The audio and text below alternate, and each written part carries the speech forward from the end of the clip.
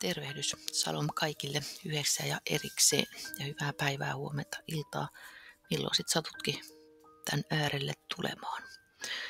Mä luen nyt Raamatusta Paavalin kirje roomalaisille ja aloitan sieltä ensimmäisestä luvusta. Kyllä tuossa aiemmin luettu 3. ja 4. luku siellä yhdessä videolla, mutta mä luen nyt silti tämän ihan alusta kokonaisuutena. En nyt tietenkään tällä videolla hyvin todennäköisesti en lue tätä koko kirjettä roomalaisille, vaan jonkun matkaa. No niin.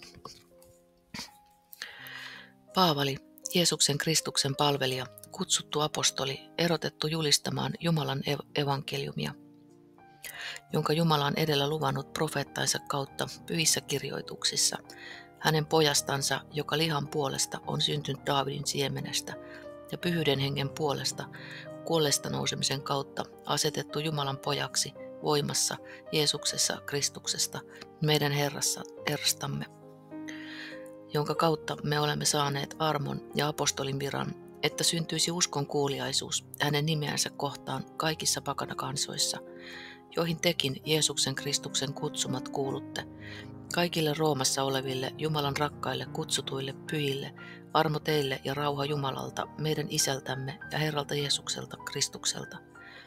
Ensiksikin minä kiitän Jumalaani Jeesuksen Kristuksen kautta teidän kaikkien tähden, koska teidän uskoanne mainitaan kaikessa maailmassa.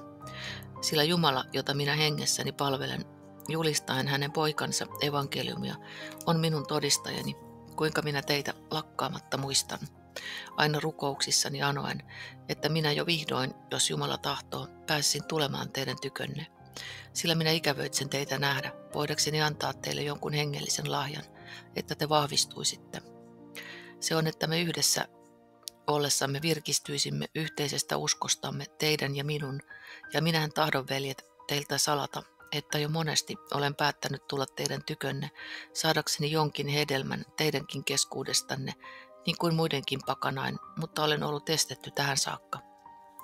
Kreikkalaisille ja barbaareille, viisaille ja tyhmille minä olen velassa. Omasta puolestani minä siis olen altis teillekin, Roomassa asuvaisille, julistamaan evankeliumia. Sillä minä en häpeä evankeliumia, sillä se on Jumalan voima itse kullekin uskovalle pelastukseksi, juutalaiselle ensin ja sitten myös kreikkalaiselle. Sillä siinä Jumalan vanhurskaus ilmestyy uskosta uskoon, niin kuin kirjoitettu on. Vanhurskas on elävä uskosta. Sillä Jumalan viha ilmestyy taivaasta kaikkea ihmisten jumalattomuutta ja vääryyttä vastaan, niiden, jotka pitävät totuutta vääryyden vallassa. Sen tähden, että se, mikä Jumalasta voidaan tietää, on ilmeistä heidän keskuudessaan, sillä Jumala on sen heille ilmoittanut. Sillä hänen näkymätön olemuksensa, hänen iankaikkinen voimansa ja jumalallisuutensa ovat, kun niitä hänen teoissansa tarkataan, maailman luomisesta asti nähtävinä, niin että he voi millään itseänsä puolustaa. Koska he, vaikka ovat tunteneet Jumalan, eivät ole häntä Jumalana kunnioittaneet, eivätkä kiittäneet, vaan ovat ajatuksiltansa turhistuneet, ja heidän ymmärtämätön sydämensä on pimentynyt. Kehuessaan viisaita olevansa he ovat tyhmiksi tulleet, ja ovat katoamattoman Jumalan kirkkauden muuttaneet katoavaisen ihmisen ja lintujen ja nelijalkaisten ja matelevaisten kuvan kaltaiseksi. Sen tähden Jumala on heidän sydämensä himoissa hyljännyt saastaisuuteen, häpäisemään itse omat ruumiinsa, nuo, jotka ovat vaihtaneet Jumalan totuuden valheeseen ja kunnioittaneet ja palvelleet luotua enemmän kuin luojaa, joka on ylistetty iankaikkisesti. Aamen. Sen tähden Jumala on hyljännyt heidät häpeällisiin himoihin, sillä heidän naispuolensa ovat vaihtaneet luonnollisen yhteyden luonnon vastaiseen. Samoin miespuoletkin, luopuen luonnollisesta yhteydestä naispuolen kanssa, ovat kiimoissaan syttyneet toisiinsa ja harjoittaneet miespuolet miespuolten kanssa riettautta ja villiintymisestään, saaneet itsensä sen palkan, mikä saada piti. Ja niin kuin heille ei kelvannut pitää kiinni Jumalan tuntemisesta, niin Jumala hylkäsi heidät heidän kelvottoman mielensä valtaan tekemään sopimattomia. He ovat täynnänsä kaikkea vääryyttä, pahuutta, ahneutta, häijyyttä, täynnä kateutta, murhaa, riitaa, petosta, pahanilkisyyttä, ovat korvaan kuiskuttelijoita, panettelijoita, Jumalaa vihaavaisia, väkivaltaisia, ylpeitä kerskailijoita, pahankeksijöitä, vanhemmilleen tottelemattomia, vailla ymmärrystä, luotettavuutta, rakkautta ja laupeutta, jotka vaikka tuntevat Jumalan vanhurskaan säädöksen, että ne, jotka sen kaltaisia tekevät, ovat kuoleman ansainneet, eivät ainoastaan itse niitä tee, vaan vieläpä osoittavat hyväksymistä niille, jotka niin tekevät. Sitten toinen luku.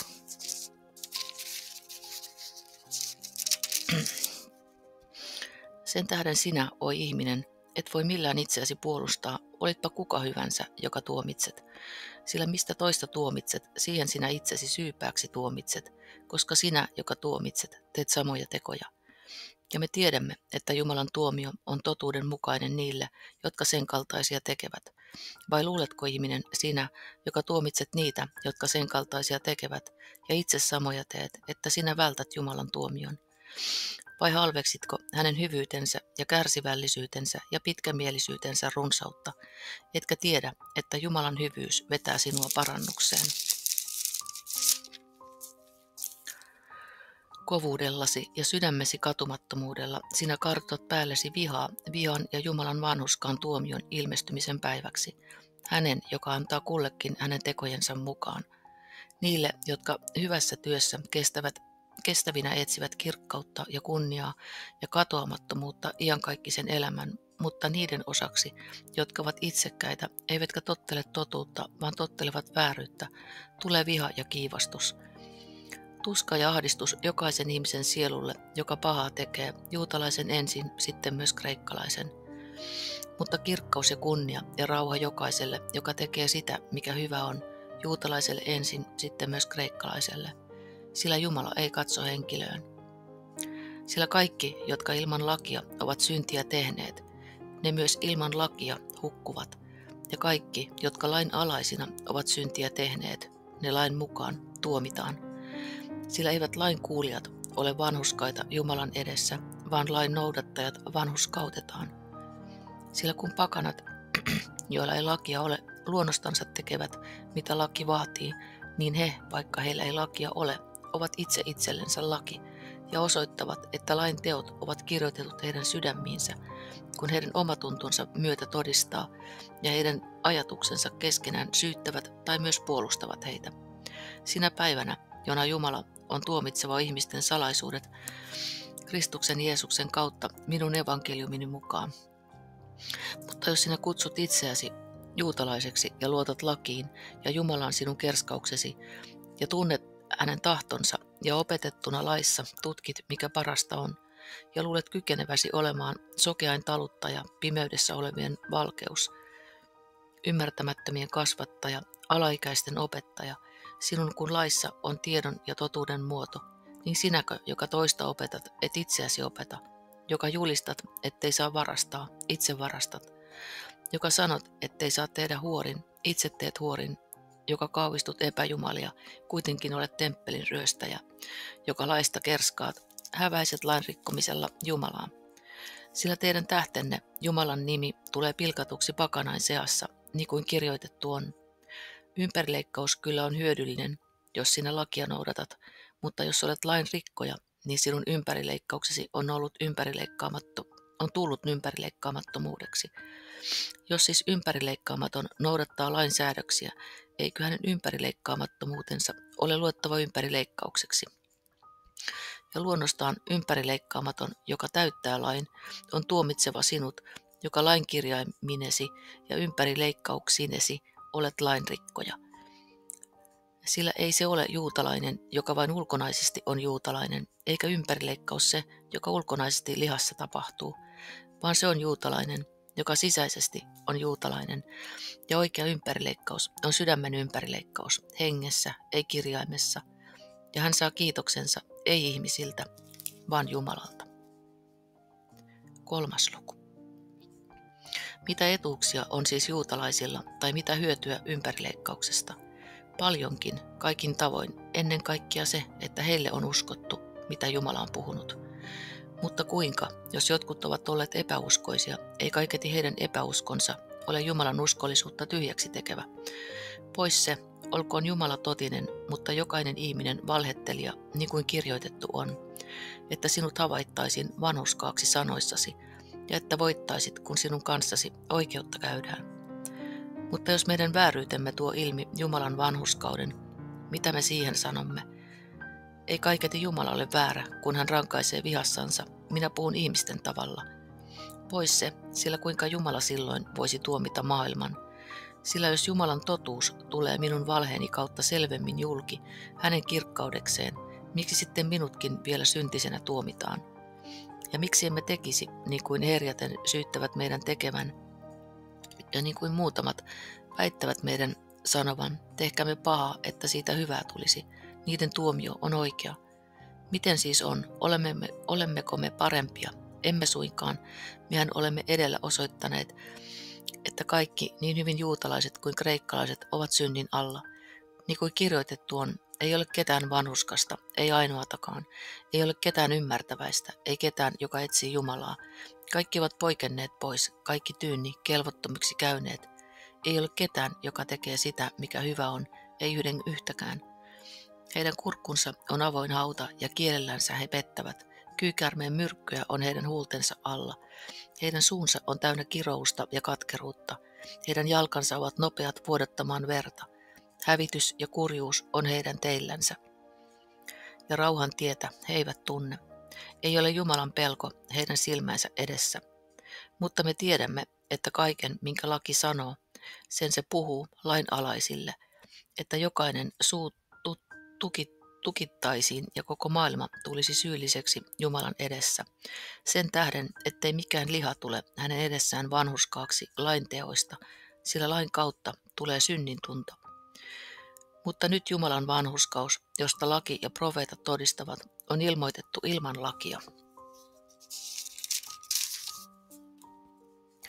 Se Jumalan vanhurskaus, joka uskon kautta Jeesukseen Kristukseen tulee kaikkiin ja kaikille, jotka uskovat, sillä ei ole yhtään erotusta. Sillä kaikki ovat syntiä tehneet ja ovat Jumalan kirkkautta vailla, ja saavat lahjaksi vanhurskauden hänen armostaan sen lunastuksen kautta, joka on Kristuksessa Jeesuksessa, jonka Jumala on asettanut armoistuimeksi uskon kautta hänen verensä, osoittaaksensa vanhurskauttaan, koska hän oli jättänyt rankaisematta ennen tehdyt synnit. Jumalallisessa kärsivällisyydessään osoittaaksensa vanhurskauttaan nykyajassa sitä, että hän itse on vanhurskas ja vanhurskauttaa sen, jolla on usko Jeesukseen. Missä siis on kerskaaminen? Se on suljettu pois. Minkä lain kautta? Tekojenko lain? Ei, vaan uskonlain kautta. Niin päätämme siis, että ihminen vanhurskautetaan uskon kautta ilman lain tekoja. Vai onko Jumala yksistään juutalaisten Jumala? Eikö pakanainkin? On pakanainkin, koskapa Jumala on yksi, joka vanhurskauttaa ympärileikatut uskosta ja ympärileikkaamattomat uskon kautta.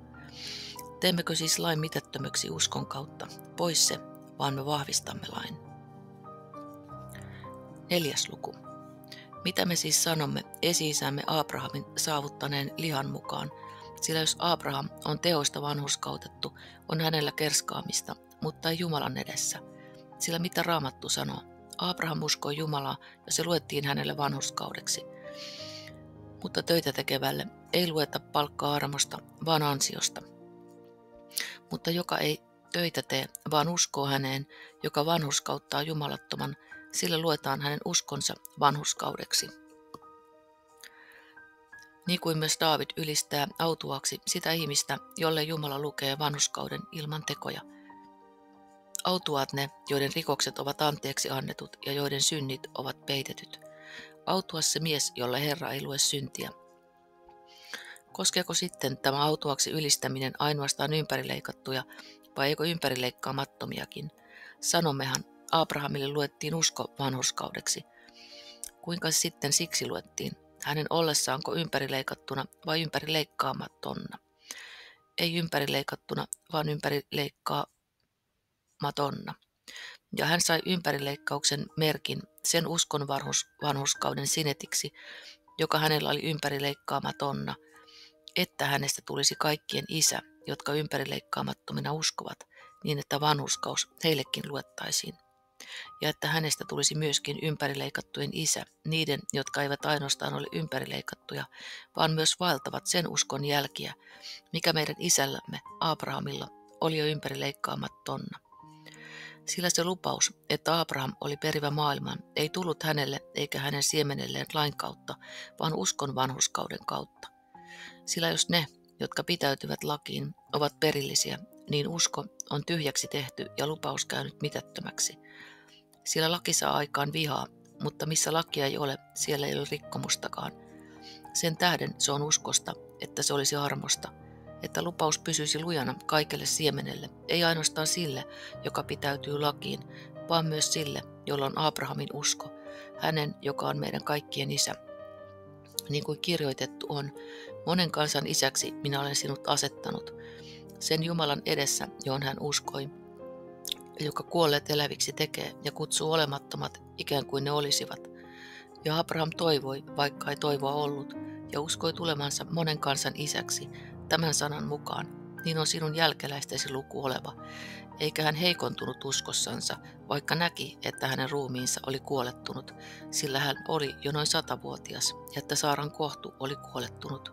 Mutta Jumalan lupausta hän ei epäuskossa epäillyt, vaan vahvistui uskossa, antaen kunnian Jumalalle. Ja oli täysin varma siitä, että minkä Jumala on luvannut, sen hän voi myös täyttää.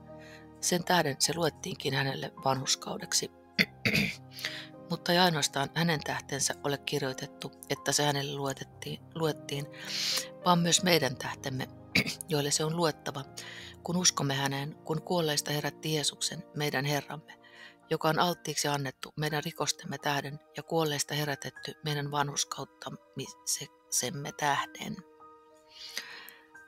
Ja sitten 5. luku.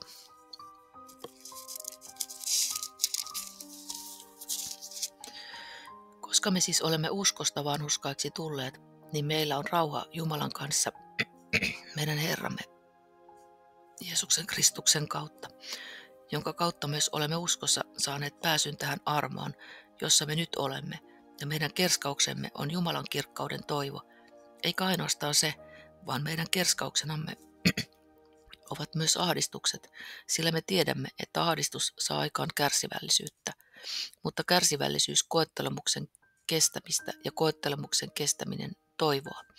Mutta toivo ei saata häpeään, sillä Jumalan rakkaus on vuodatettu meidän sydämiimme Pyhän Hengen kautta, joka on meille annettu, sillä meidän vielä ollessamme heikot kuoli Kristus oikeaan aikaan jumalattomien edestä.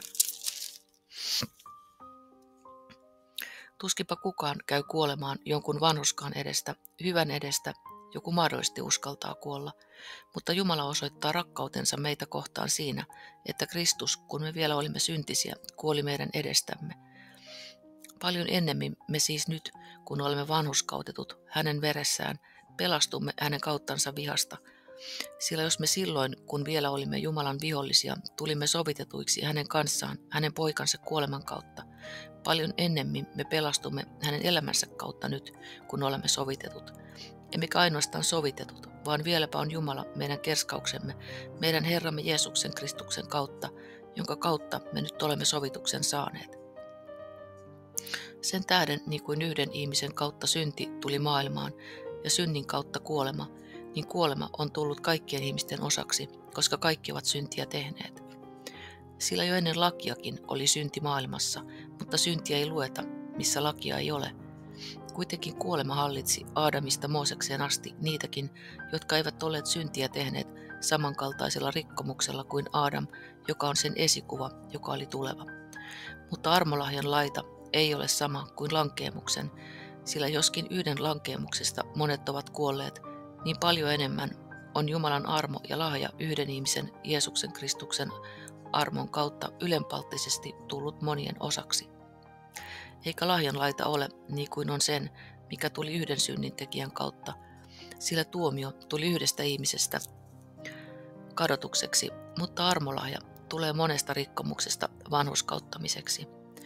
Ja jos yhden ihmisen lankeemuksen tähden kuolema on hallinnut yhden kautta, niin paljon enemmän ne, jotka saavat armon ja vanhurskauden lahjan runsauden, tulevat elämässä hallitsemaan yhden Jeesuksen Kristuksen kautta.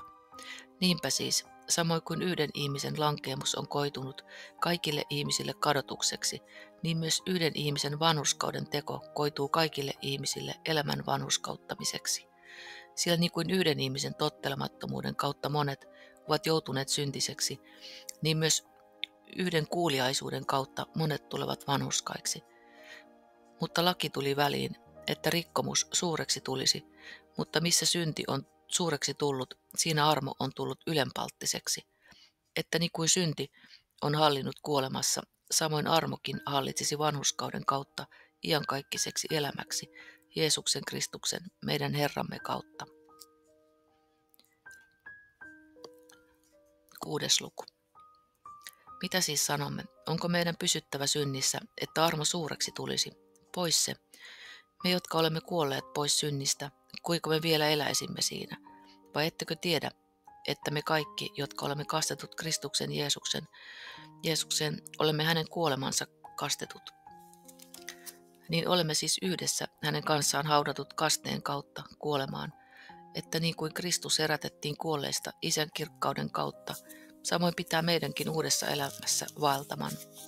Sillä jos me olemme hänen kanssaan yhteenkasvaneita yhtäläisessä kuolemassa, niin olemme samoin myös yhtäläisessä ylösnousemuksessa. Kun tiedämme sen, että meidän vanha ihmisemme on hänen kanssaan ristiinnaulittu, että synnin ruumis kukistettaisiin niin, että me enää syntiä palvelisi. Sillä joka on kuollut, se on vanhurskautunut pois synnistä. Mutta jos olemme kuolleet Kristuksen kanssa, niin me uskomme saavamme myös elää hänen kanssaan, tietäen, että Kristus, sitten kun hänen kuolleesta herätettiin, ei enää kuole. Kuolema ei enää häntä vallitse. Sillä minkä hän kuoli, sen hän kerta kaikkiaan kuoli pois synnistä, mutta minkä hän elää, sen hän elää Jumalalle. Niin tekin pitäkää itsenne synnille kuolleina, mutta Jumalalle elävinä Kristuksessa Jeesuksessa. Älköön siis synti hallitko teidän kuolevaisessa ruumiissanne niin, että olette kuuliaiset sen himoille. Älkää antako jäseniänne vääryyden aseiksi synnille, vaan antakaa itsenne kuolleista eläviksi tulleina Jumalalle ja jäsenenne vanhurskauden aseiksi Jumalalle. Sillä synnin ei pidä teitä vallitseman, koska ette ole lain alla, vaan armon alla. Kuinka siis on? Saammeko tehdä syntiä, koska emme ole lain alla, vaan armon alla? Pois se. Ettekö tiedä, että kenen palvelijoiksi, ketä tottelemaan te antaudutte, sen palvelijoita te olette, jota te tottelette, joko synnin palvelijoita kuolemaksi tai kuuliaisuuden vanhurskaudeksi. Mutta kiitos Jumalalle, että te, jotka ennen olitte synnin palvelijoita, nyt olette tulleet sydämestänne kuuliaisiksi sille opin muodolle, jonka johtoon te olette annetut, ja että te synnistä vapautettuina olette tulleet vanhurskauden palvelijoiksi. Minä puhun ihmisten tavalla teidän lihanne heikkouden tähden, sillä niin kuin te ennen annoitte jäsenenne saastaisuuden ja laittomuuden palvelijoiksi laittomuuteen, niin antakaa nyt jäsenenne vanhurskauden palvelijoiksi pyhitykseen. Sillä kun olitte synnin palvelijoita, niin te olitte vapaat vanhurskaudesta. Minkä hedelmän te siitä silloin saitte? Sen, jota te nyt häpeätte, sillä sen loppu on kuolema. Mutta nyt, kun olette synnistä vapautetut ja Jumalan palvelijoiksi tulleet, on teidän hedelmänne pyhitys, ja sen loppu on iankaikkinen elämä. Sillä synnin palkka on kuolema, mutta Jumalan armolahja on iankaikkinen ja elämä Kristuksessa Jeesuksessa, meidän Herrassamme. Aamen.